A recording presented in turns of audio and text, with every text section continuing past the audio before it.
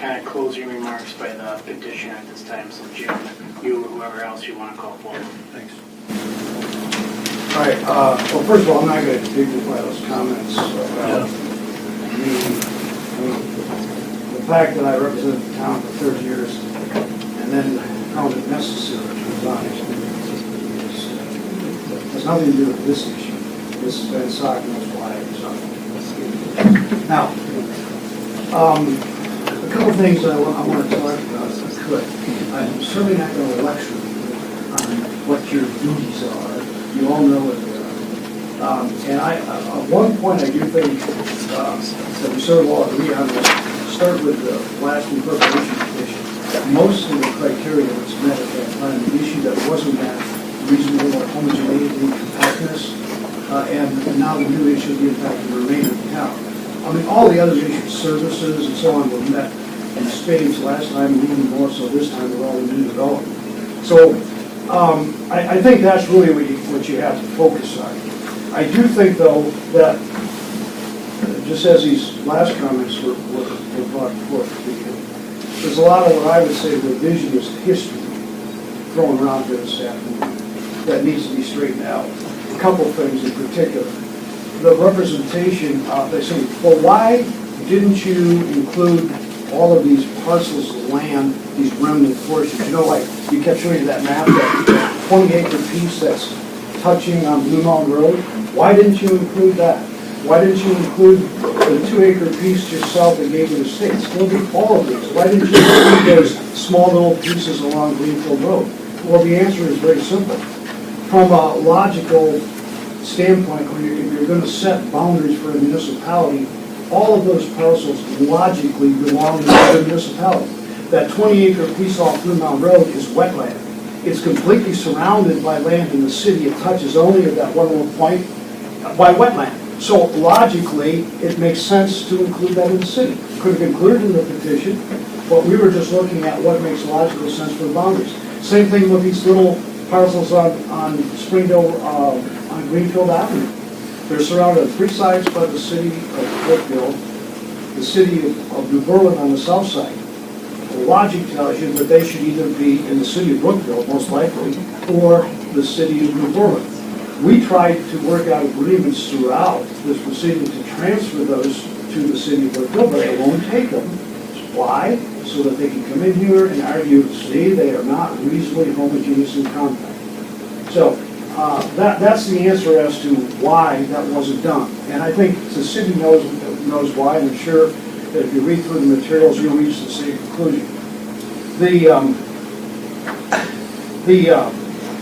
The Burbach property, remember, the property that was in the town of Pewaukee that was transferred in the early 90s to the town of Brookfield. It's down right out, it's Springdale Estates on Springdale Road.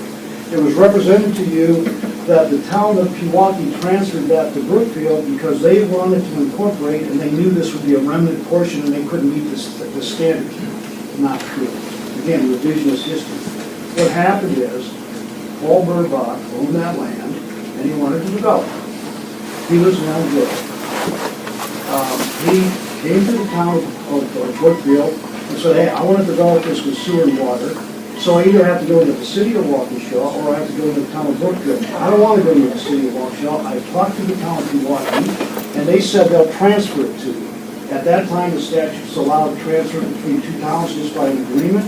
We transferred it from Pewaukee to the town of Brookfield, and it was developed. And actually, Paul's son, PJ, still lives in a house in that subdivision.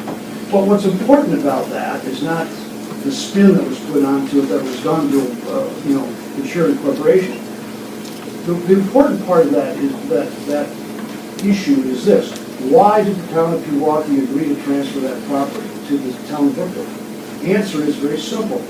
We're on equal level playing fields. Town dealing with town. All right? So you transfer, you work things out.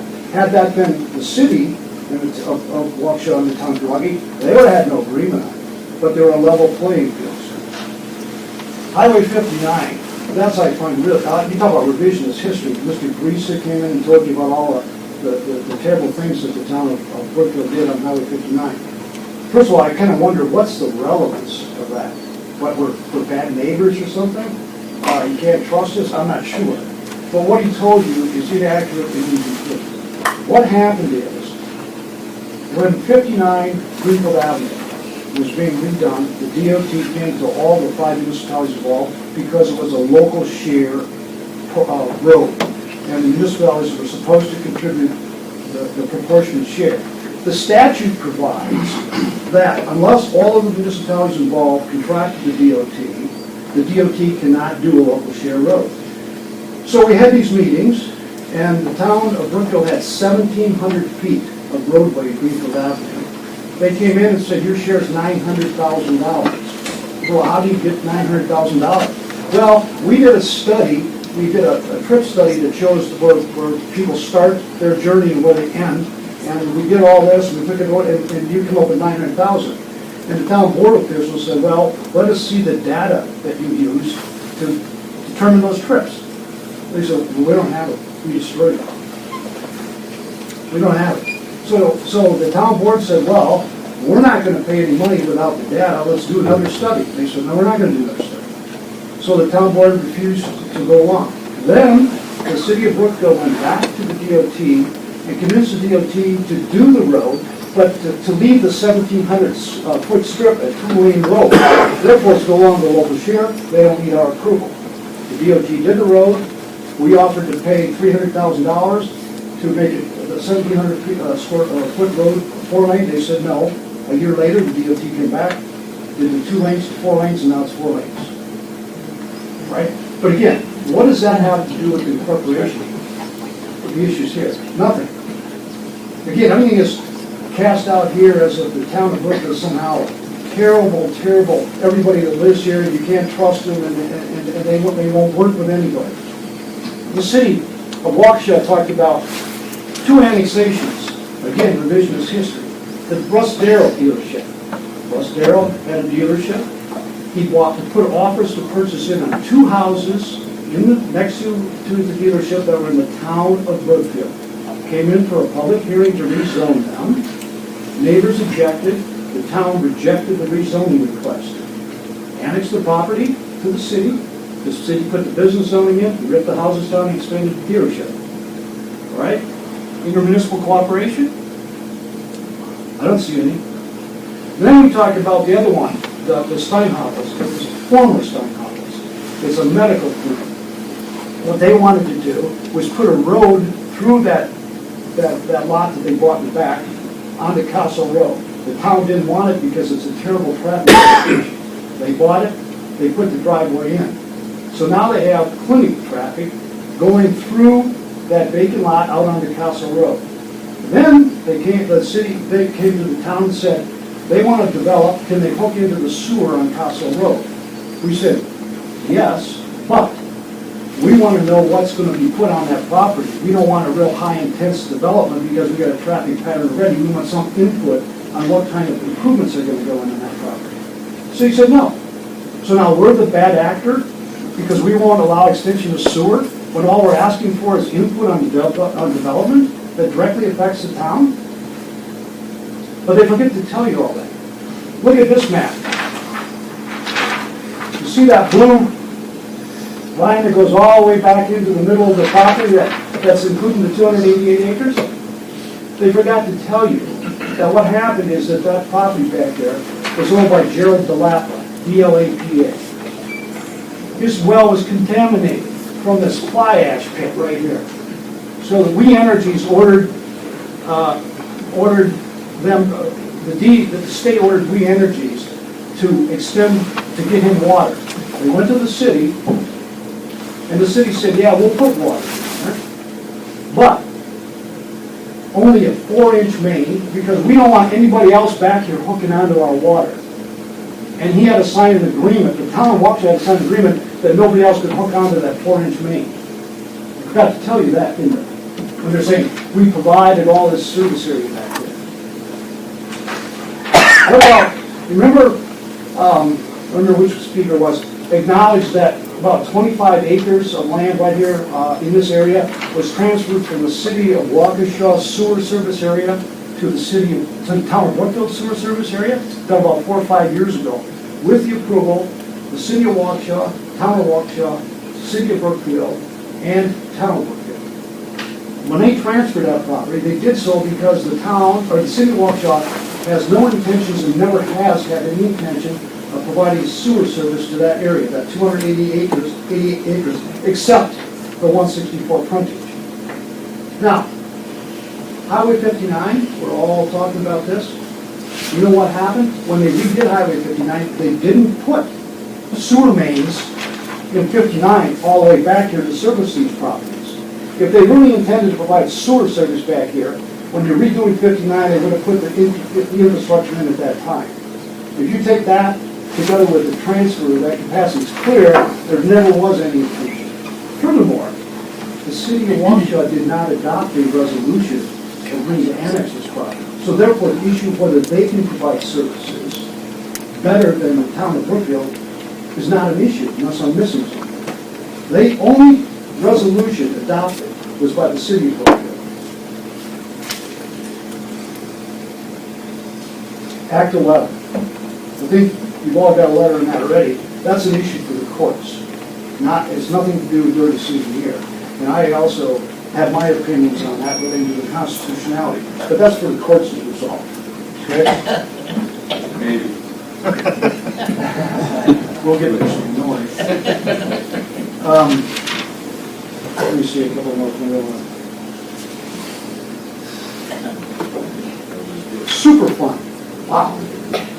The town of Brookfield has no liability on that Superfund site, nor will any municipality have any liability if it's ever transferred to another Superfund site. And of course, the city knows that because they have their own Superfund site right off of Brookfield Road, and they approved a subdivision there. What is it, Shire? What is it, Shire? Yeah, about 5-6 years ago, they got $1 million houses. Well, they know all about Superfund sites, but they throw it out here like it has some relevance to the criteria that you're going to consider. It has nothing to do with this material.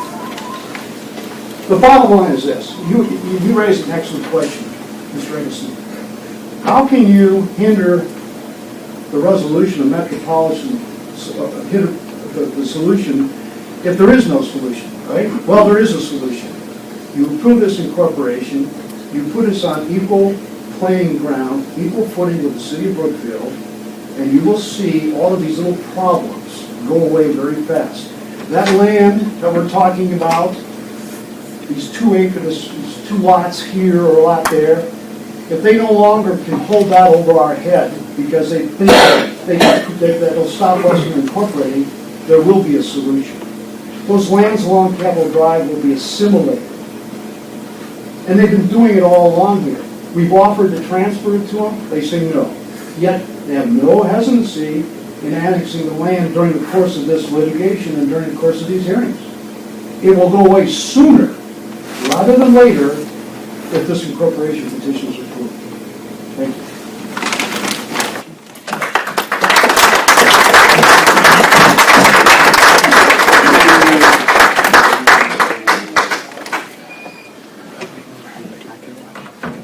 Greetings. I'm Keith Henderson, Chairman of Brookfield, KEITH, again, a few things for you. First off, I've been on the board since '95, been the chairman since '97. And as you're probably aware, there's a few terms, that's an awful lot of elections between then and now.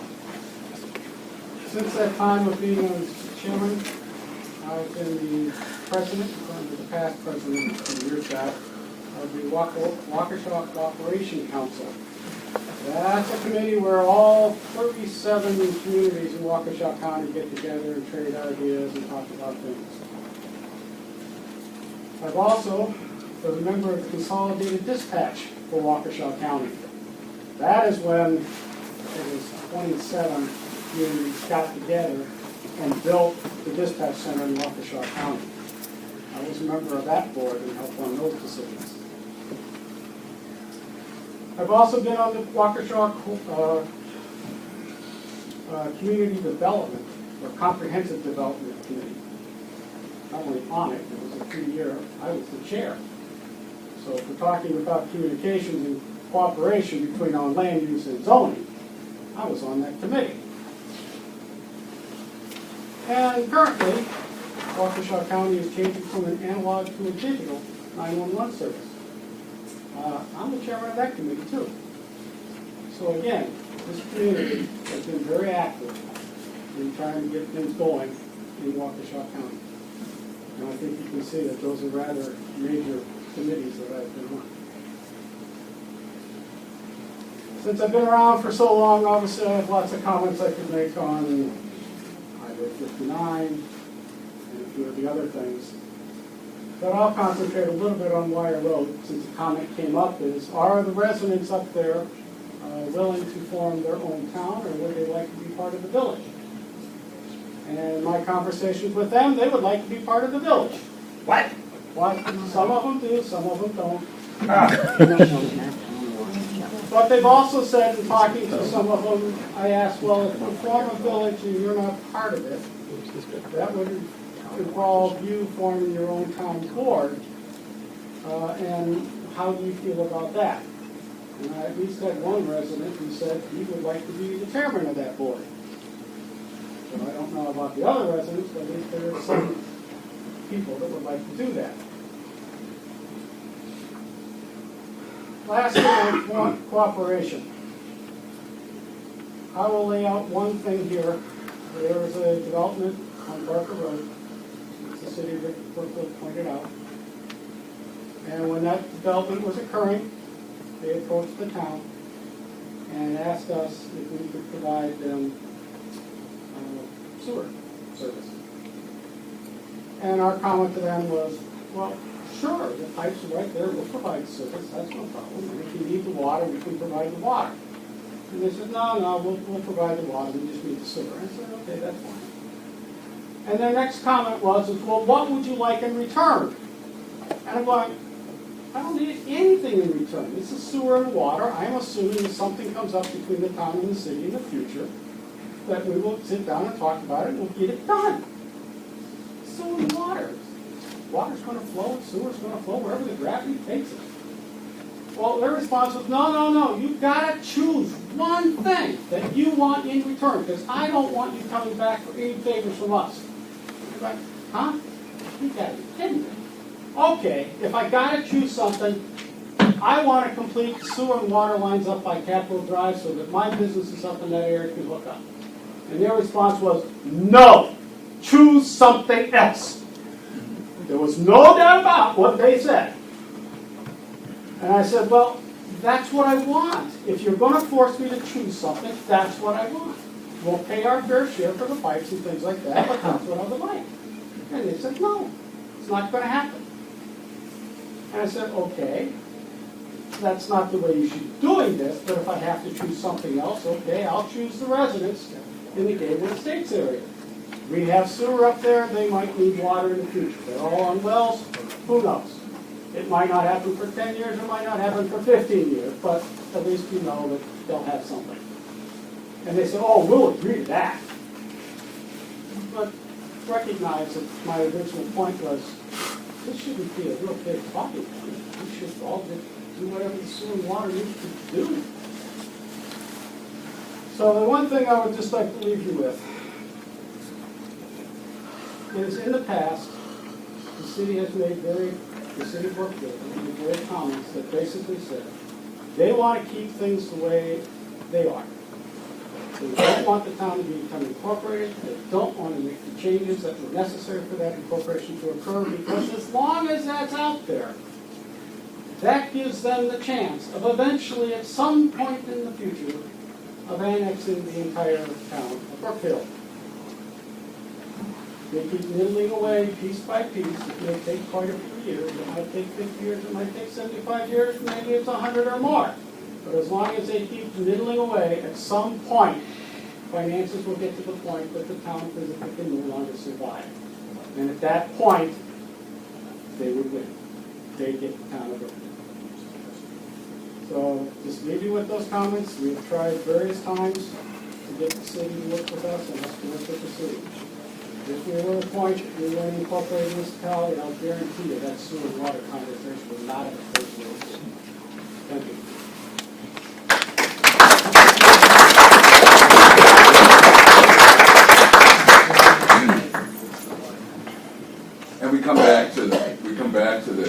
First thing I'm gonna do is the simple pleasures. I'm sorry, Jay Walt, W-J-Y-W-A-L-T, and I apologize. Should have gotten it by the third time. First thing I'm gonna do is something we were taught in business and say thank you for your attention. It's been almost 6 hours.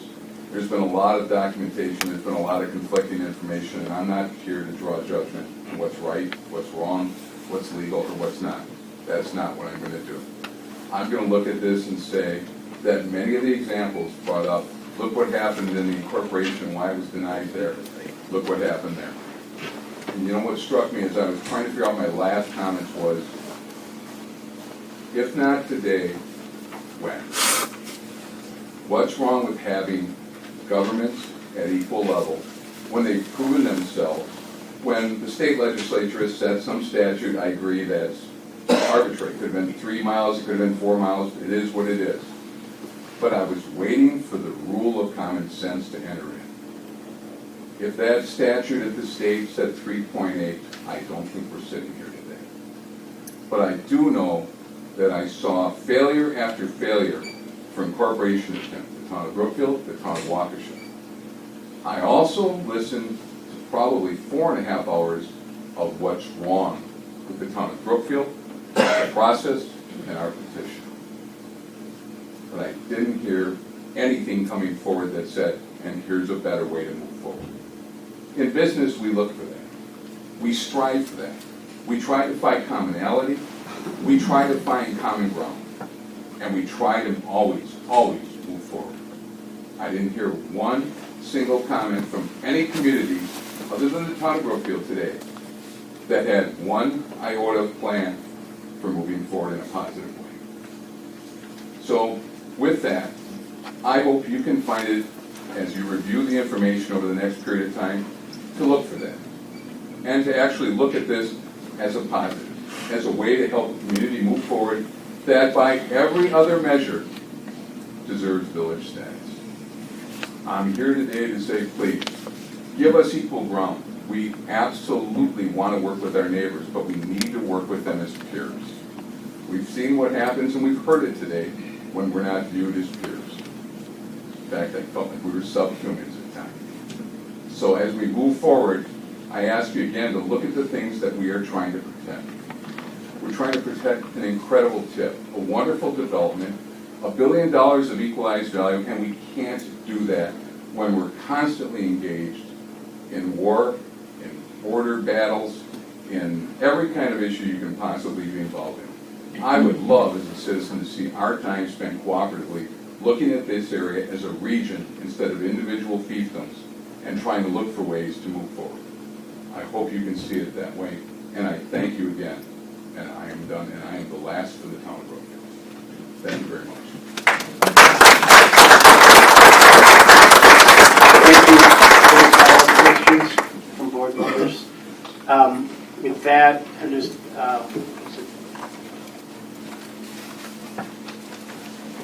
so if you wish to submit additional comments or opinions, we'll need to have that sent to Department of Administration by the 29th of May.